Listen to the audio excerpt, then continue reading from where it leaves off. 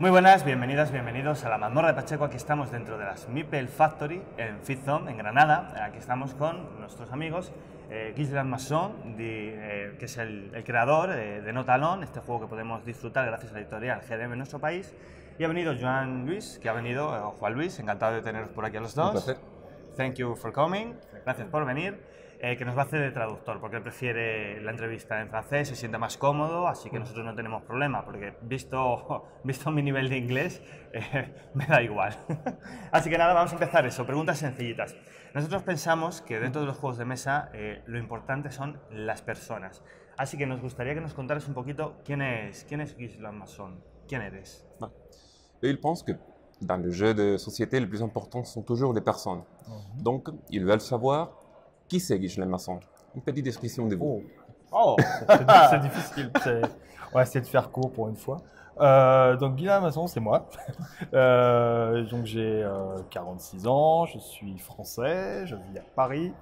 Et au départ, je suis journaliste dans le jeu vidéo. J'écris sur les jeux vidéo depuis plus de 20 ans maintenant. Et à force de voir des jeux, j'avais eu envie de faire mes jeux à moi. Et je suis très mauvais, je ne sais pas programmer, donc j'ai regardé comment faire mes jeux à moi, et la solution la plus rapide, la plus facile, c'était de faire des jeux de société. Et donc j'ai commencé à faire des petits prototypes dans mon coin, et puis un jour on les a remarqués, et donc j'ai été publié. Et c'est comme ça qu'est arrivé No Talon. Bueno, Guislain Masson es él. Tiene 46 años, francés, viene de París, ¿no? Sí, bonito sitio. Y bueno, él es periodista, igual que tú. Es periodista de juegos de videoconsola, de videojuegos y tal, pero no sabe programar, no es su fuerte. Entonces, siempre apasionado del mundo, decidió investigar un poquito, ampliar un poco horizonte y se empezó a interesar en lo que son juegos de mesa, juegos de tablero. Fue un poco investigando, intentó avanzar y bueno, pues acabó creando el juego que tenemos hoy aquí. Qué guay, qué guay. Sí, cool. ¿En qué momento, bueno, la verdad es que ya medio lo has respondido, iba a preguntar en qué momento se decidió que se iba a dedicar a esto? ¿Hay algún juego que te marcó o que dijiste, yo quiero hacer algo parecido a esto? La question maintenant, c'est savoir si vous avez eu un jeu qui vous a vraiment marqué, qui vous a motivé à rentrer dans ce monde, à commencer à créer des jeux de société. Il y en a eu plein, plein de jeux. En fait, j'ai toujours créé des choses. Au départ, je suis joueur de jeux de rôle aussi. Donc j'ai écrit du jeu de rôle. Je faisais Donjons Dragons, je créais tous mes univers, je créais des grandes campagnes. Donc j'ai toujours créé des choses. Mais quand j'étais petit, par exemple, j'ai fait des jeux sur le Tour de France. J'adorais le vélo. Et j'avais fait un petit jeu, tu lançais des dés, tu faisais avancer tes vélos, tout ça. Donc c'était peut-être mon premier prototype. Donc j'ai toujours créé des choses comme ça, et puis où j'ai créé des variantes. Il y a des jeux, on y jouait, et puis tiens, si on faisait des choses comme ça plutôt que comme ça. Donc, par exemple, le jeu Diplomatie, on a beaucoup joué à Diplomatie. Et au même moment, il y avait un jeu qui s'appelle Tempête sur l'échiquier, qui est un jeu de Bruno Feduti, où tu changes les règles des échecs. On s'est dit, tiens, mais on pourrait faire Tempête sur Diplomatie. Avec mes amis, on a fait un Tempête sur Diplomatie. Donc j'ai toujours créé des petites choses, soit des variantes, soit des nouvelles choses. Et il y a une dizaine d'années, j'ai commencé à jouer un petit peu plus sérieusement aux jeux de plateau, et très rapidement, je me suis dit, tiens, mais il n'y a rien sur il n'y a pas de jeu comme ça, il n'y a pas de jeu comme ça. Donc j'ai commencé à faire mes prototypes. Referencias hay muchas, como para decir una. Él siempre le ha gustado crear cosas, siempre le ha gustado adentrarse un poco en este mundo. Quizá uno de los juegos con los que podía empezar es Diplomacia. Y bueno, también un juego de un autor francés. ¿C'était quel? Tempête sur l'échiquier. Tempête sur l'échiquier. Traducido al castellano sería Tempestad en el campo de ajedrez, pero no sabría exactamente decirte cuál. O sea, ahora mismo no sé qué juego es, no sé. Es también de un creador francés. Sí. Intentó un poquito combinar ambos juegos. También es un apasionado del ciclismo, entonces intentó hacer un juego él cuando era pequeño del Tour de Francia, Qué en el bueno. que avanzabas tus figuritas y tal. Y bueno, también es un gran amante del rol, entonces también ha creado sus pequeñitos libros de rol, ha intentado hacer sus campañitas. Y hace unos 10 años más o menos entró más en el mundo de juegos de mesa, en el mundo de juegos de tablero, y empezó a ver que, mira, estos juegos no tienen esto, estos juegos no tienen aquello otro, y empezar un poco a entrar en ello, a crear. ¿Qué fue lo más difícil de crear No Talon a la hora de enfrentarte al proyecto?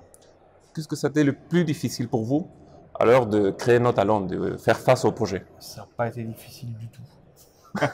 Non, si, il y a une chose qui a été difficile, c'est l'équilibrage, équilibrer le jeu. Le jeu a été très facile à faire. Ça s'est vraiment fait très vite, très facilement.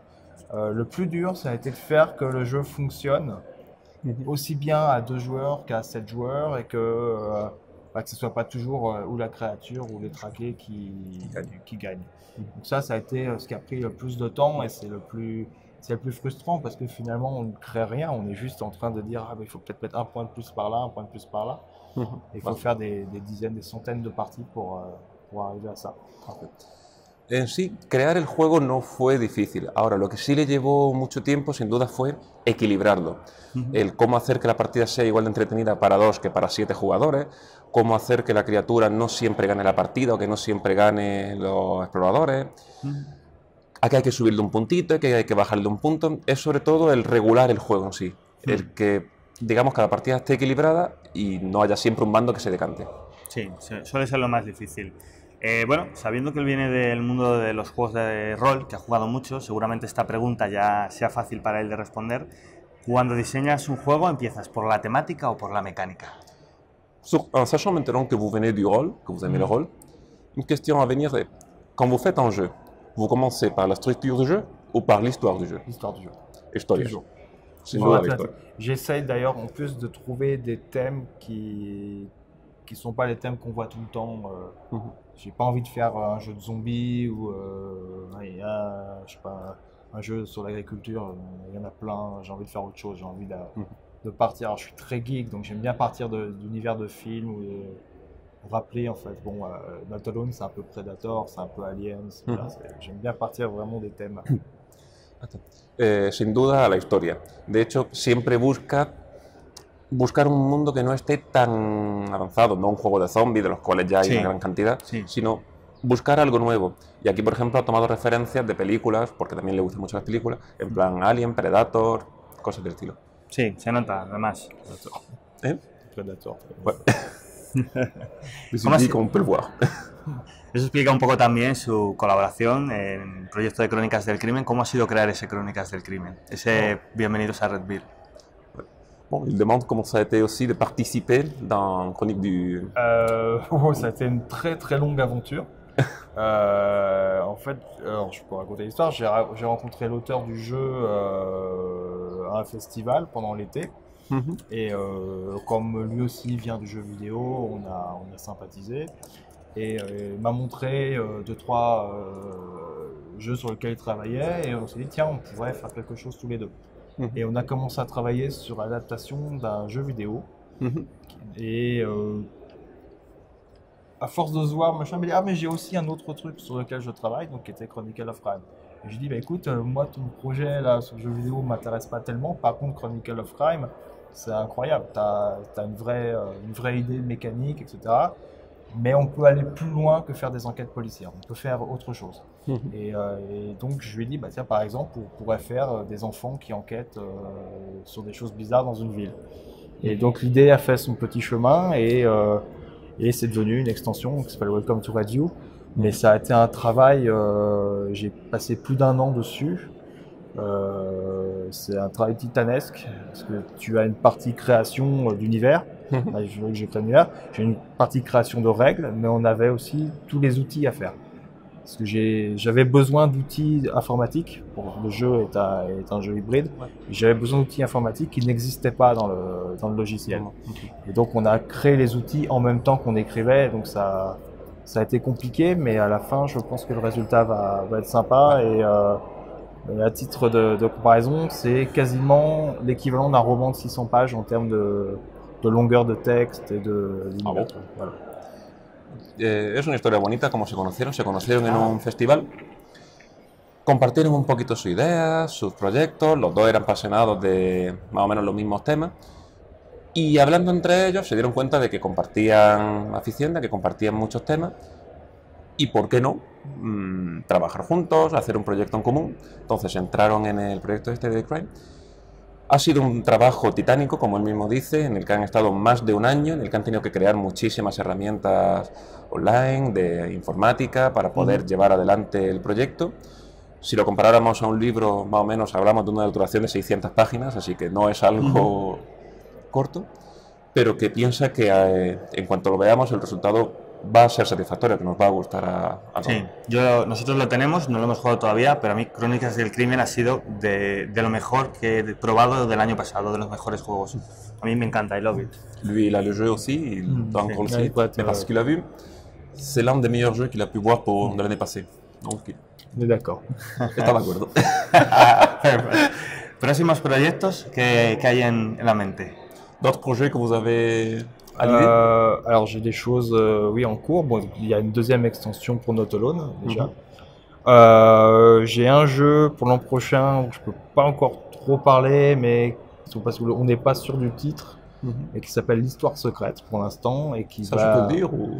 tu peux le dire, et qui va être un jeu où on va contrôler l'histoire entière de l'humanité. Ah bon. On va jouer une espèce de société secrète et Un peu Illuminati, peut-être. Illuminati, etc. Et on va influencer l'histoire de toute l'humanité depuis l'Antiquité jusqu'à nos jours. Bueno, aparte de la expansión de Not Alone, que está ya disponible, tiene algunos proyectos de los cuales tampoco se puede hablar todavía mucho, pero hay sobre todo uno que es la historia secreta, el Histoire Secrète, en el que tomamos el rol de, digamos, un grupo secreto, algo parecido, digamos, a los Illuminati, que desde la época prehistórica hasta nuestros días van manejando a la historia de la humanidad. Vamos escribiendo totalmente la historia. Suena muy interesante. Un juego de mesa, imagino, pues eso, con tintes roleros, es mezclar un poco ambos mundos, quizás. Ça a l'air intéressant, c'est un jeu de société avec un peu de rôle, disons. Non, mais là, en fait, on va pouvoir faire évoluer sa société secrète de différentes façons. Donc, par exemple, on peut avoir quelque chose, dire, bah moi, j'aime avoir des rois à mon service, avoir des armées, avoir que les gens m'obéissent. Ou alors, on peut être complètement invisible, avoir des ninjas, des assassins, et personne ne sait qu'on était là. Ou alors, on peut être une religion. Moi, en fait, je contrôle le Vatican depuis le début, et j'ai façonné les idées plus que les armées ou les. Ouais, il y a vraiment ces trois façons de jouer qui vont s'entremêler, et chaque partie va être aussi différente, parce qu'on va se battre sur des événements. Donc, par exemple, une partie, on aura peut-être la guerre de 100 ans et Napoléon, et puis la partie d'après, on aura le réchauffement climatique, et puis, je sais pas, la Reconquista, par exemple. Cada partida, digamos, puede incluir un tema distinto y aparte distintas formas de jugar. Puedes jugar o siendo un rey con su ejército destruyendo, o ir más al tema de asesinato, con tropas más especiales, ninjas, cosas por el estilo. Manejar la religión. Por ejemplo, él dice que en unas partidas que más ha jugado, que más ha practicado, desde el principio ha llevado el Vaticano, controlando a la historia de la humanidad. Entonces también hay muchos escenarios en los que puedes jugar, la Reconquista, las guerras de Napoleón, hay infinidad de... Curioso, sí, un proyecto curioso, estaremos atentos, le prestaremos atención. ¿Algún consejo que nos pueda dar para autores, gente que esté empezando, por ejemplo, en este mundillo? Bon, ça a l'air très intéressant. Et pour continuer, si vous avez quelque chose à dire aux personnes qui sont en train de commencer dans ce monde de jeux de société, de jeux de... Des conseils. Faut s'accrocher déjà. Non. Le plus important, je pense, c'est de faire jouer son jeu à des gens qui ne sont pas des gens qu'on connaît.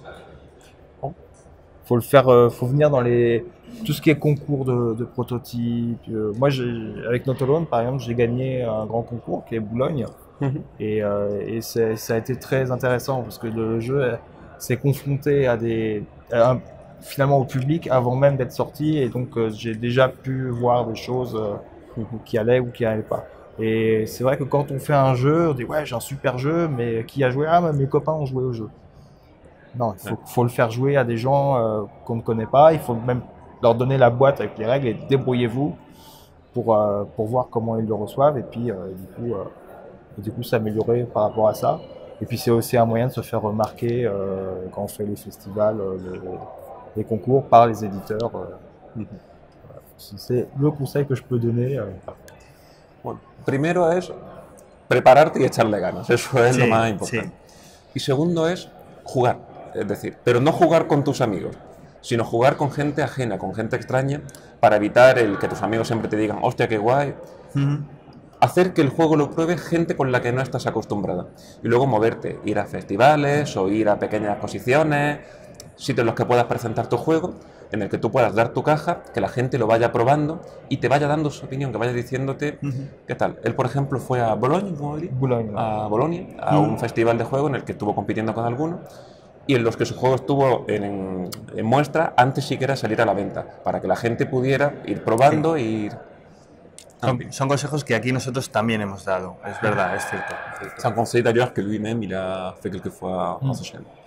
Y pregúntale si ha jugado juegos españoles. No es necesario que recuerde los nombres, porque puede ser más difícil, pero sí, si conoce los juegos que tenemos por aquí. C'est la question de si vous avez essayé des jeux de société espagnols. Il ne faut pas s'en rappeler du nom, simplement savoir si vous avez... Certainement, oui, j'en ai essayé. En fait, via mon éditeur espagnol, donc, JDM, j'ai joué à des petites choses. Ouais, j'ai joué à un jeu sur le rock, je ne sais plus comment il s'appelait, sur le rock, genre Metal Mania ou quelque chose comme ça, par exemple. Oui, j'ai joué à quelques petits jeux espagnols. Sí, he jugado a algunos, sobre todo porque su editorial GDM aquí en España también le va pasando a algunos, le va... Bien. De hecho, me ha comentado uno, pero es que no sé qué juego es, que es sobre una rock Metal Manía o... Ah, sí, Metal Manía, sí, lo conocemos, sí, estuvo en Berkami, tuvo campaña, aquí jugamos partida en el canal también y lo conocemos. Pues, por ejemplo, así lo he jugado. Pues mira, qué bien, qué curioso.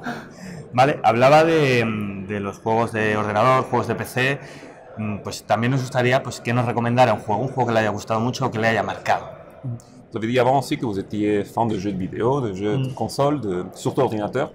Donc, s'il y a un jeu que vous pouvez nous conseiller, un jeu d'ordinateur que vous pouvez conseiller à... Je peux conseiller il y en a tellement. Alors, moi, je suis un énorme joueur de Civilization. Je crois qu'on est au 6e aujourd'hui, donc ça, c'est assez incroyable comme jeu. Pour moi, c'est le plus grand jeu de tous les temps. Donc, c'est un jeu, on joue, on fait un tour de plus, on dit tiens je vais faire un tour de plus et on se rend compte que la nuit a passé. Voilà, je peux conseiller ce jeu, si vous l'avez jamais essayé, il faut l'essayer parce que c'est incroyable. Bueno, sobre recomendar uno, hay tantos. Ya. Pero que bueno, si tuviera que decir uno, quizás Civilization, que incluso ya van para el parecer por el sexto de ellos, que es un juego en el que tú dices voy a echar un turno y cuando te das cuenta ya pasó toda la noche y tienes que ir al día siguiente a trabajar. Sí. Cierto, hay juegos que te absorben de esa manera. Y en cuanto al mundo del rol, también un poco, por saber un poco sus gustos, ¿cuál es su juego de rol preferido? Et on va parler maintenant un peu de vos goûts au rôle. Ouais. Si vous conseillez un jeu de rôle. Alors, Shadowrun. Pardon? Shadowrun. Shadowrun, sí. Sí. Alors, les règles de Shadowrun sont très lourdes, très compliquées. Son muy densas. Sí, Mais la matriz. L'univers est incroyable. L'univers est génial. Las reglas son quizás un poquito densas, pero lo que es el trasfondo, lo que es el universo es maravilloso. Sí. Te da ciertas reminiscencias a Blade Runner también. Y es verdad que el juego está muy bien, mola mucho hasta que entras a la matriz. La matriz es ya... La matrice a toujours été un personnage non joueur chez moi. Il y avait toujours un personnage que tu pouvais appeler dans le scénario et qui faisait la matrice. Les joueurs ne jouent jamais la matrice. Que es para que un jugador le llames y venga un día a hacer la matriz, que no hay un jugador que deba hacer. Nosotros hemos jugado a Shadowrun y cuando había que jugar a la matriz, cuando había que entrar, jugábamos a otra cosa. Dit que quand lui jouait à Shadowrun, quand la matrice arrivait, on disait allez, on arrête, on va jouer notre chose. Pero todo lo demás lo disfrutamos mucho y nos gustó mucho la ambientación. Ya me apunto yo también el juego. Sí, es muy chulo, muy chulo. Pues nada, yo creo que con esto podemos terminar, porque además tendrá que hacer más cositas y eso. Ha estado muy bien poder contar con él, poder saber un poquito de sus próximos proyectos, estaremos atentos. Pregúntale también si tiene idea de seguir colaborando con GDM si se le presenta la oportunidad. Vale. On va pratiquement terminer déjà avec ça. On vous remercie tout ce que vous avez fait. On va être très intéressé pour vos nouveautés qui vont venir, surtout sur le jeu Secret de l'Histoire. ¿Me puedes por favor repetirlo de GD? Sí, GDM, Guerra de Mitos, la editorial que trae Notalón, que si puede volver a colaborar con él, que si seguirá colaborando. Vale. Sí. Si votre éditorial, le GDM, si vous propose de continuer à travailler, si vous direz oui aujourd'hui, vous continuerez à travailler avec eux dans... Oui, oui, bien sûr, ça se passe très bien. Pour toi, ta marque, Está contento. Bien. Pues nada, nos alegra haberle tenido por aquí y nos alegra pues, que esté contento de haber podido venir a este evento y esperamos pues, que otros años también pueda pasarse por aquí. On est content de vous avoir eu ici et on attend que dans de prochaines éditions de cet événement, vous puissiez venir encore. Voilà. Avec la nouvelle extension de Notalone, je l'espère. Que con la nueva expansión de Notalón, encantado. Perfecto. Muchas gracias. Gracias. Thank you. Y muchas gracias a ti por la traducción. Nada, hombre. Y nada, chicos, chicas, muchas gracias por ver el canal, por ver el vídeo y espero que os haya gustado. Cualquier cosilla lo ponéis en los comentarios y os contestaremos en perfecto español, por suerte. Así que nada, gracias y hasta la próxima. Adiós. Adiós.